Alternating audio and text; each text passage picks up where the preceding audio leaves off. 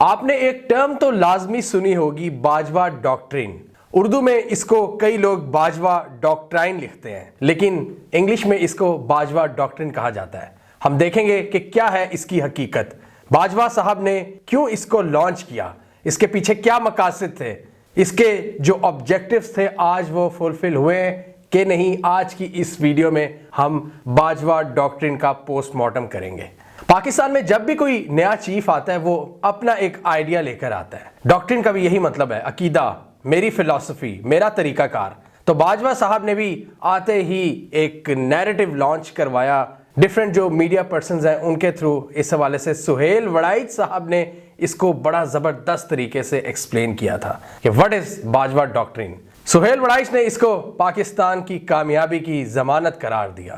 Doctrine ایک عقیدہ، ایک فلسفی، ایک پیراڈائم، ایک پورا رجیم اسے کہتے ہیں۔ یہ ٹرم بیسیکلی آئی تھی امریکہ سے۔ امریکن جو پریزیڈنٹ تھے پہلے، وہ اپنی اپنی سوچ کو اپنے نام کے ساتھ منسوب کرتے تھے، جیسے Reagan doctrine, Truman doctrine, Nixon doctrine, Carter doctrine. تو آج کل ویسے تو آفیشلی انہوں نے اس کو کہنا بند کر دیا، لیکن ابھی بھی ہم دیکھتے ہیں کہ جو بھی نئی انتظامیہ آتی ہے امریکہ میں، نیا پریزیڈنٹ آتا ہے، اس کا کچھ نہ کچھ تو ڈاکٹرین ہوتا ہے۔ جیسے بائیڈن کی بات کریں تو آج کل کیا ہے، بائیڈن صاحب کہتے ہیں کہ ہم نے پوری دنیا کی جو ڈیموکریسیز ہے، جو لائک مائنڈڈ کنٹریز ہیں، جو امریکی سوچ کو آگے لے کر چل سکتے ہیں، ان کو اکٹھا کرنا ہے، اور ہم نے چائنا اور رشیا کو کاؤنٹر کرنا ہے پوری دنیا میں۔ یہ ہے بائیڈن کی ڈاکٹرین۔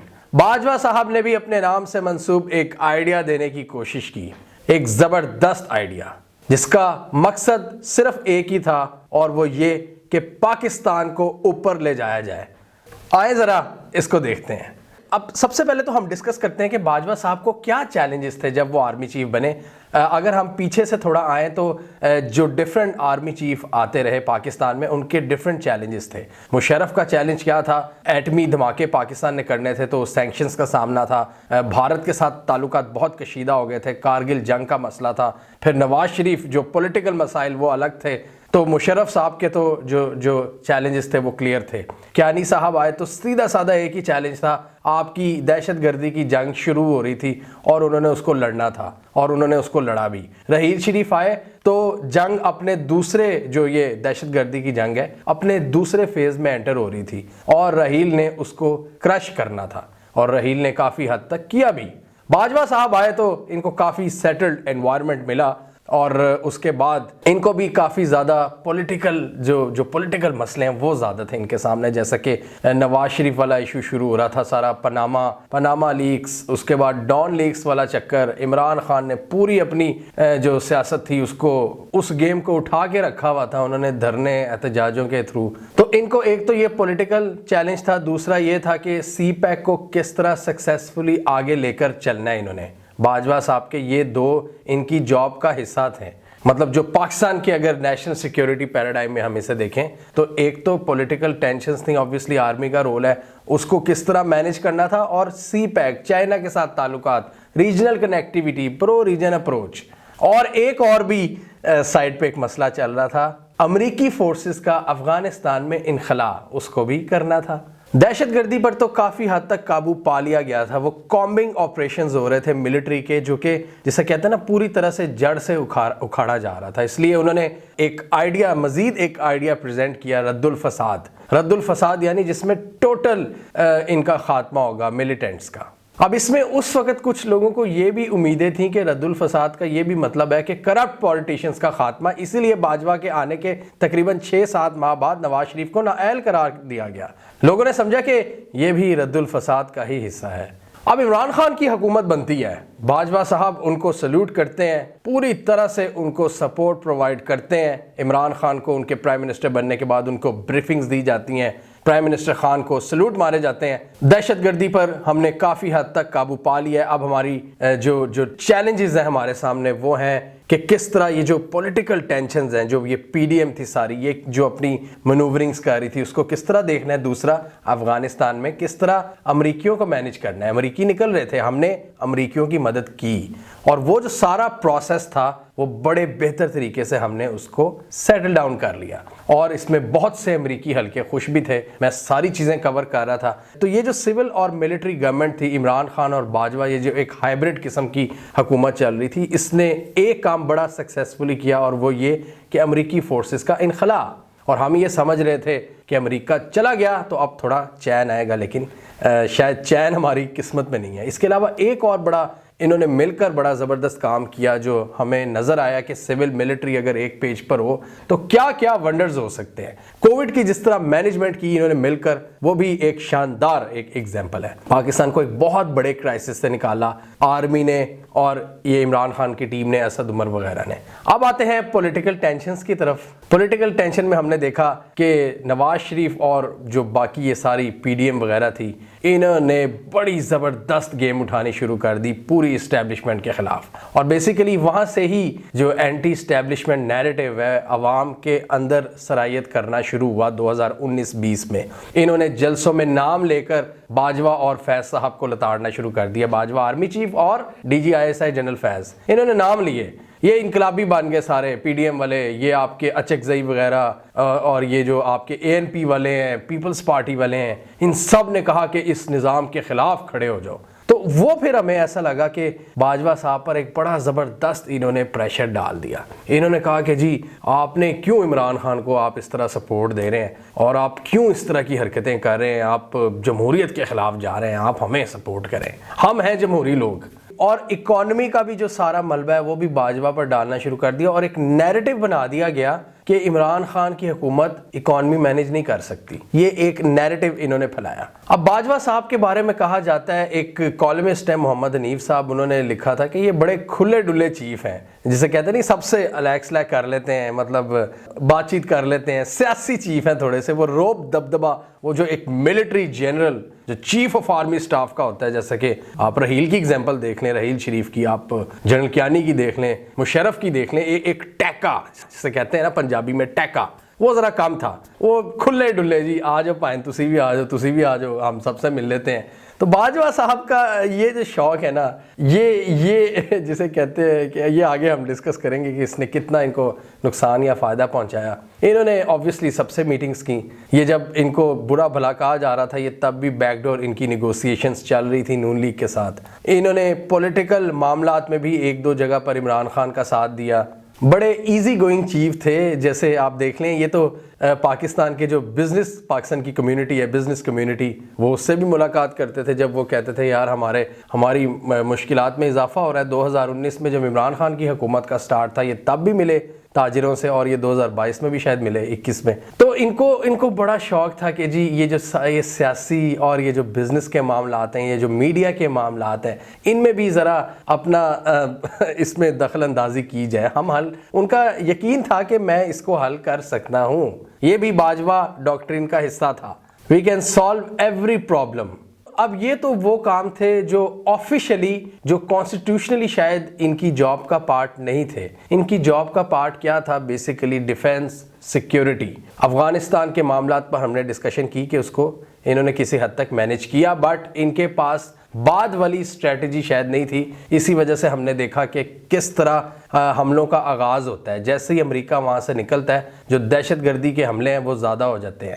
آپ اس کو ٹی ٹی پی کا نام دے لیں یا کوئی پراکسی گروپ کہہ لیں, انہوں نے پاکستان پر حملے شروع کر دیے افغان گورنمنٹ کے انڈر. اور اس کو ہم نے کئی ویڈیوز میں ڈسکس کیا ہوا ہے, کئی ویڈیوز میں, کہ پاکستان میں اس پالیسی فقدان کی وجہ سے پاکستان کو کتنا زیادہ نقصان ہوا. آج افغان طالبان جن کو پوری دنیا مونے لگا رہی, وہ آپ کو لتاڑ رہے ہیں. جن کی عمران خان حکومت نے اتنی زیادہ مدد کی پچھلے سال, ان کو اب وہ لتاڑ رہے ہیں. اور یہ حکومت بھی کوئی کوشش نہیں کری کہ کس طرح اپنے ایک نیبرنگ کنٹری سے بنا کر رکھی جائے. کوئی کوشش ہمیں نظر نہیں آ رہی. تو یہ ہم کلیئرلی دیکھ سکتے ہیں کہ جو پوسٹ ٹروپ وڈرول تھا, اس کے بعد پاکستان کے پاس کوئی اسٹریٹجی نہیں تھی. ہم فیل ہو گئے, بری طرح سے فیل ہوئے. یہ تھی جاب ان کی. دوسرا ایک اور جو مسئلہ تھا, جو سی پیک کی بات کریں, سیکیورٹی پہ اگر ہم بات کر رہے ہیں, تو چائنا بہت زیادہ ڈسٹرب ہوا ہے. चाइना के ओपन बयानात पढ़े हैं, मैं कोई अंदरूनी कोई कहानियां नहीं आपको बता रहा, ओपनली उन्होंने इंटरव्यूज में कहा है कि सीपैक बड़ा ज़बरदस्त चल रहा था हर दौर में, चाहे वो खान का दौर हो चाहे नवाज शरीफ का हो, लेकिन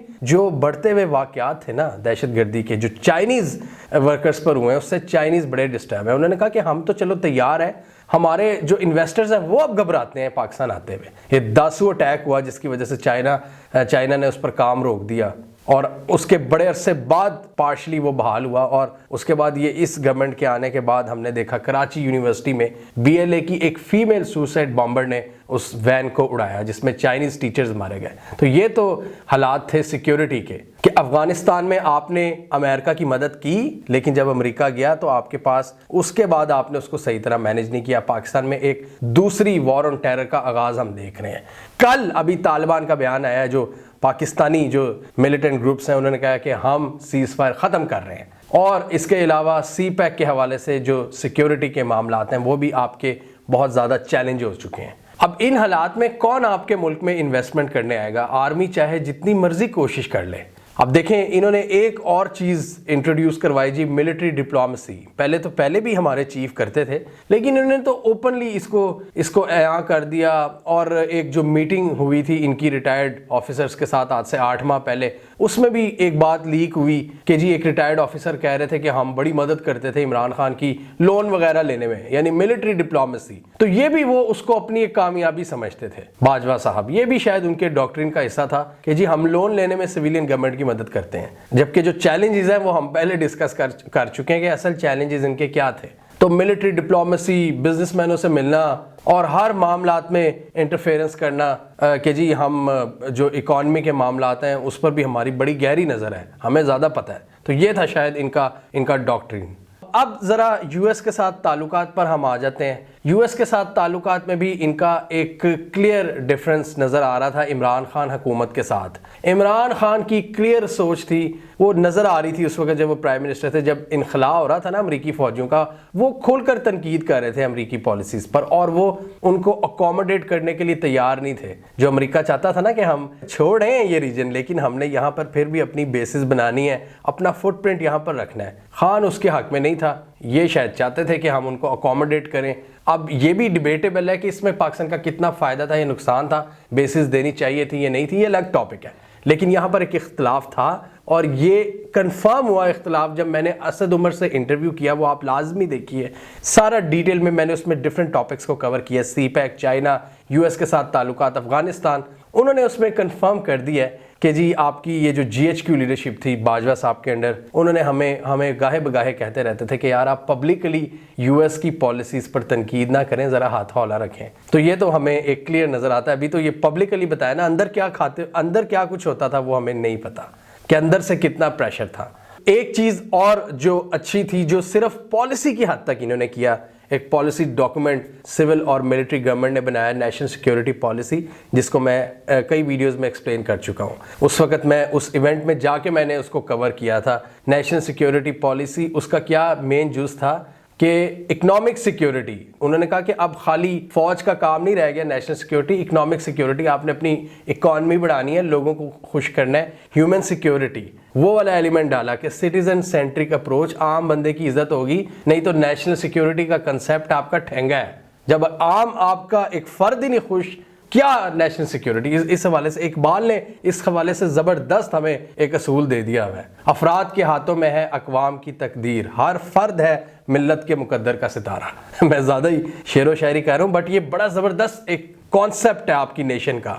नेशन से ही नेशनल सिक्योरिटी बनती है, और नेशन का बुनियादी इकाई क्या है? फर्द, एक इंसान अकेला, फर्द वाहिद, उसकी इज्जत करना ज़रूरी है। ये पॉलिसी में लिखा हुआ है जो खान और बाजवा के सेटअप ने मिलकर हमें दी, लेकिन उस पर अमल नहीं हुआ। इस साल जो कुछ लोगों के साथ किया गया, क्या वो उस सिक्योरिटी का हिस्सा है, उस पॉलिसी का हिस्सा है? जो अवाम के साथ किया गया, जो कपड़े उतारे गए, जो लोगों के घरों में छापे मारे गए, जो आपके एक्टिविस्ट को उठाया गया, ना ही ये बाजवा डॉक्ट्रिन का हिस्सा था, ना ही ये पाकिस्तान की नेशनल सिक्योरिटी पॉलिसी का हिस्सा था, जिनकी दोनों की इंटेंशंस पाकिस्तान के लिए अच्छी थी। लेकिन प्रैक्टिकली क्या हमें मिला? बात वही आ जाती है कि डॉक्ट्रिन या आपकी कोई भी पॉलिसी हो, وہ چاہے جتنی زبردست اور جتنی ہی شاندار کیوں نہ ہو اس پر عمل کرنا ہی کام ہوتا ہے مین.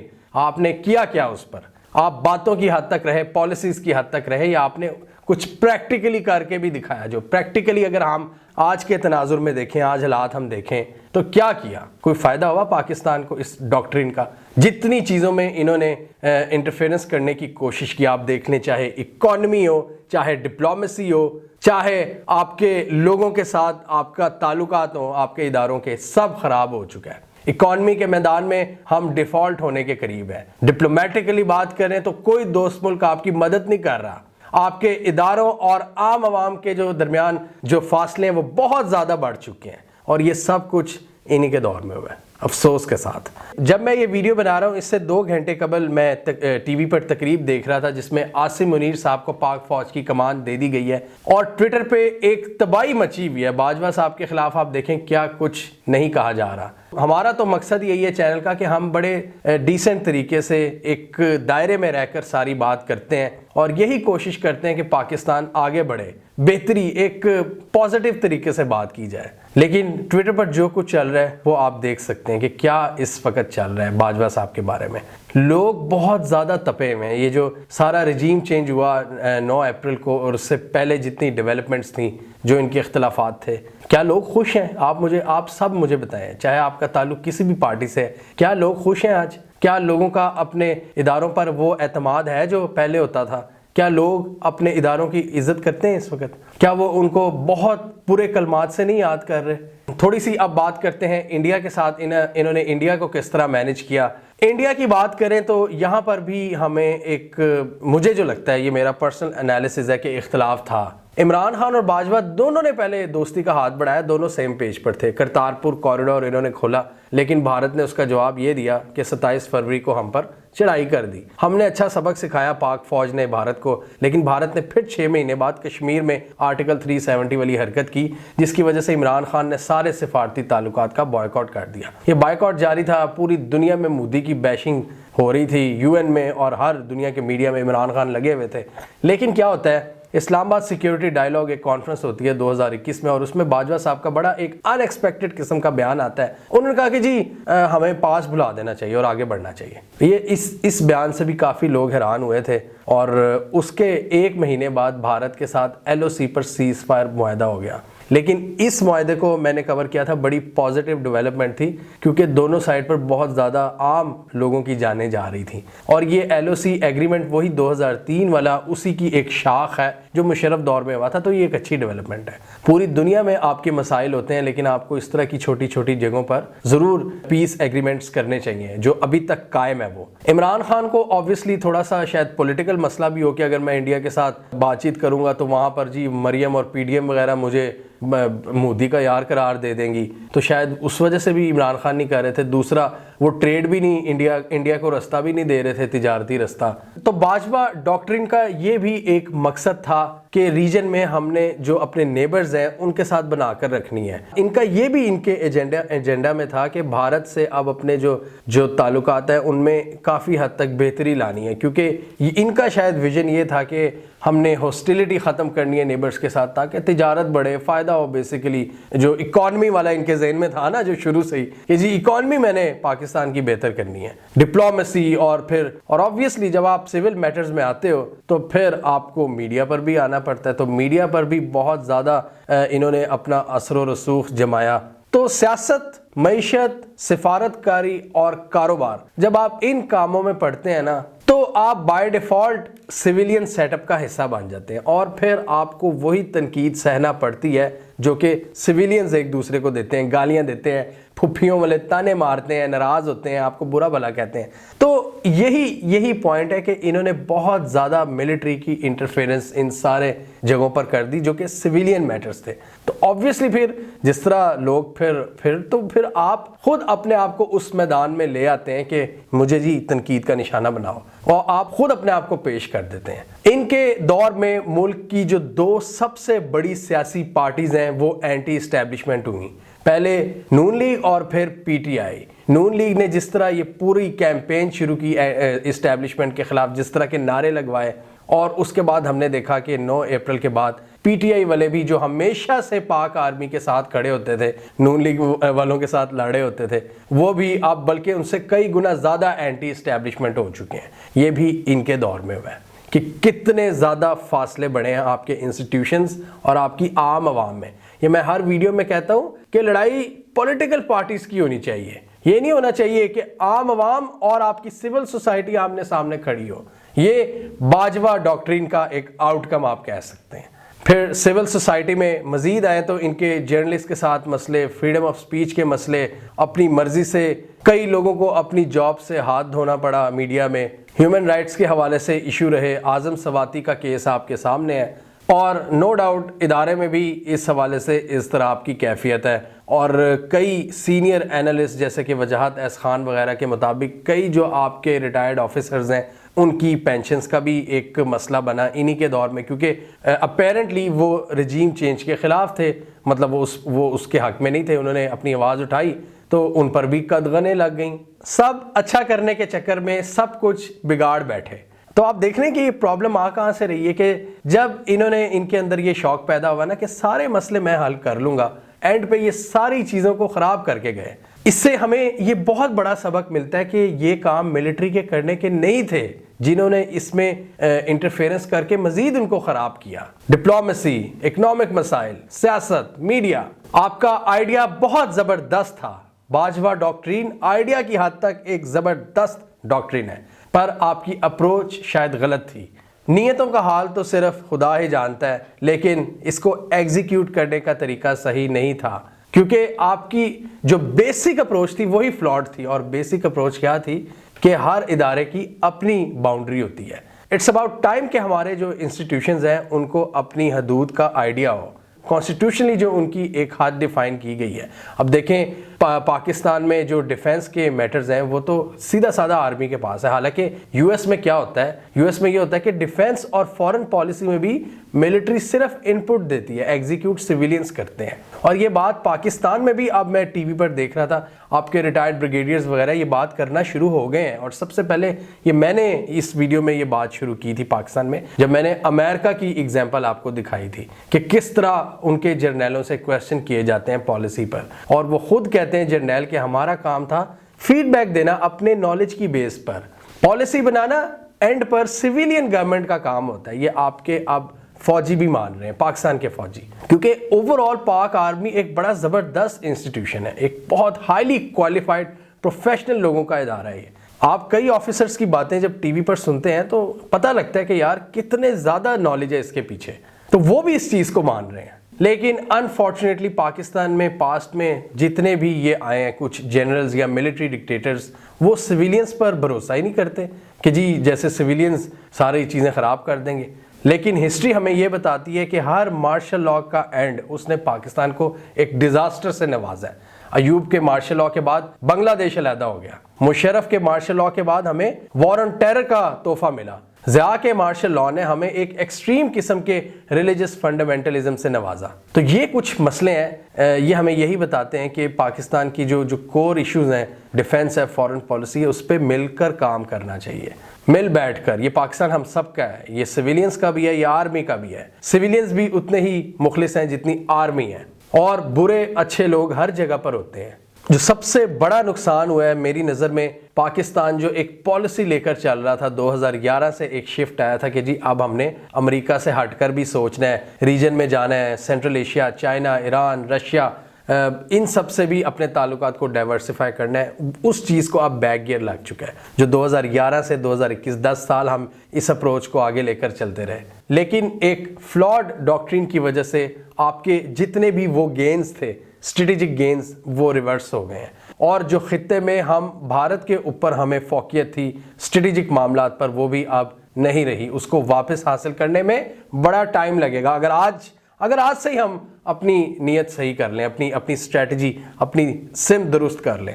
سیاسی پارٹیز میں شدید پولیٹیکل انسٹیبلٹی، ایک گرتی ہوئی معیشت، لوگوں میں اپنے اداروں کے حوالے سے اعتماد کا فقدان اور شدید نفرت، یہ لیگیسی چھوڑ کر جا رہے ہیں باجوہ صاحب۔ اور نئے آنے والے چیف صاحب کے لیے میں یہی کہنا چاہوں گا کہ ایک آگ کا دریا ہے اور ڈوب کے جانا ہے۔ شاید کئی لوگوں کو اس کا اندازہ بھی نہیں ہے کہ ان کو کتنے بڑے چیلنج کا سامنا ہے. جو ہمارے نئے چیف آئے ہیں عاصم منیر صاحب, ان پر ہم نے یہ ویڈیو بنائی تھی, آپ لازمی دیکھ سکتے ہیں کہ ان کا کیا بیک گراؤنڈ ہے.